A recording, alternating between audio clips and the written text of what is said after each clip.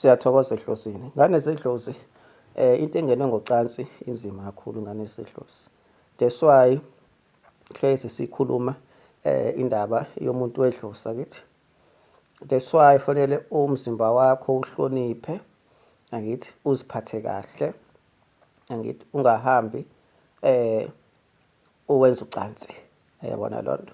That's why hlezi sishumayela yomuntu wedlozi. Nakhona-ke naye umuntu wedlozi uyambhekisisa ngoba umuntu uyashintsha. Yayibona lonto.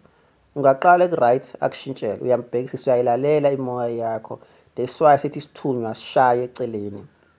That time uveza ngopartner wakho ukuthi uyacheata, ukuthi ungcolile, wenza into ezimngcolisayo, wena mphupha yakho ungabelieve or ungawanaki ukuthi hayi iphupho nje.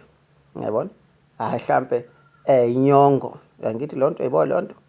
That time nilala into engena ngocansi ungaphela u20 years uyilapha. Or ungaze ushona uthi uyayilapha. Ngoba inzima kakhulu. Wena ungathi idlozi lakho aligezeki. Yabona? Oh liyagezeka. Uthabona liyangcola futhi manje. Liyagezeka, liyangcola kanti no wena lento eyangcolisayo or lento ekugulisayo, lento ekuhlupha, lento ekudlayo yangena ngocansi. Angithi? And ngekwazi ukwenza excuse uthona hayi phela kade ngakazi ukuthi ngumuntu wedlozi mina. Cha, lo excuse ayisebenzi. Ngoba ukuziphatha kwakho akusho lutho ukuthi umuntu kanjani. Uthanda umzimba wakho uhloniphe. Yabona lonto?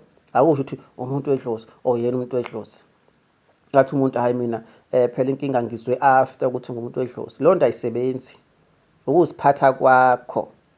Ngoba lo ungaziphathi kwakho kahle kuneze ezinye inkinga angithi uma solungisa imoya yakho uthola ukuthi hayi yankinga lenkulu ayikho edlozini lakho yesingcolile impela yesinamacala yesineyinkinga yesinhlambuluko nombango kodwa inkinga enkulu kuwena angithi yangena through ucansi ngoba la nomuntu oronge angithi wakungcolisa wala nomuntu uhambelala zonke izindaba thatha konke ukungcola kwabantu wakushiya kwena. Ngiyabona lonto. So manje wena uyageza imoya yakho izinhlambuluko nombango wenza kahle angithi kodwa hleze khona lento le ebingcolisa umuntu yazi alibele phupha elalo izinto angithi nayibona lonto. So sigade lonto ngoba ezizinto is not about idlozi nethu, it's not about isiphiwo, it's about wena ukuthi usiphatha kanjani. Into edlozi isuka kuwethu wena usihlonipha kanjani, uziphatha kanjani, umuva kanjani. Ngoba idlozi ngeze thi nazi inkinga impela bangisho. Kodwa azikho dead serious. Angithi so ukuthi wena uza nale oyitholile. Angithi ngoba la nomuntu. Iyona ke wesi, iyona jika ibe wesi ngaphezulu kokungcola kwedlozi lakho.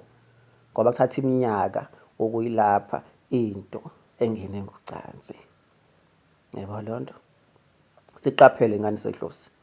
Singazingcolisi thina sibe sikhomba idlozi sithi hayi idlozi amaligezeki hayi kunje kunezichitho angithi yebo lonto ezizinto siyangena ucansi izichitho ukugula ukucindezeleka angithi ukuvaleka kwenhlanhla ngoba ulale nomuntu oronke wena angithi ngoba uthi type yakho ngoba uthi uyamthanda angithi kuba ngisho nomuntu wedlozi uyabhekisiswa angithi ngoba ngenzeka aqale kahle angithi sokuthi yena seyakhubeka angithi enza amaphutha angithi angalali idlozi lakhe akusho ukuthi ufuna dreke wena ini ufuna uqaphela leli isithunywa sakho lali idlozi lakho uthi no asamdingi lo muntu no ucathi ningalenzi naye lalela imoya yakho suke kune reason akhona amaphupho imoya yakho izokuvezela lalela yona ngoba suke seyibothi no lo muntu useshintshile sengcolile and imoya iyazi kahle ukuthi into engena ngocansi